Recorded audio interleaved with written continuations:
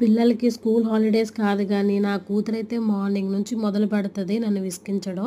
మధ్యాహ్నం అయ్యేసరికి అమ్మ ఏదో ఒక స్నాక్ చేయి అంటది. ఇంకా అది అయిపోయిన తర్వాత ఈవినింగ్ అయితే పదమ్మ పద పార్క్‌కెళ్దాం లేకపోతే బీచ్‌కెళ్దాం అని అయితే పట్టుకుంటది. ఇంక ఇదైతే లుంబిని పార్క్ అనమాట. మా ఇంటి దగ్గరే ఉంటది. చక్కగా లుంబిని పార్క్ ఆనుకుంటూ బీచ్ ఉంటుంది. పక్కనే కైలాసగిరి కూడా. వైజాగ్‌లో ఉండే వాళ్ళకైతే అందరికీ తెలుస్తది. ఎవరైనా చూడకపోతే చూడండి. వైజాగ్‌లో ఏ ప్లేస్ కూడా మిస్ అవ్వద్దు. ఇంకా అలా ఈవినింగ్ అయితే మా పిన్ని వాళ్ళ పిల్లలు, మా పాప, నేను అయితే కలిసి ఇలా లుంబిని పార్క్ అయితే వెళ్ళాము. ఈవినింగ్ అయితే చూడండి ఎంత బావుందంటే నేచరు చక్కగా మబ్బేసింది.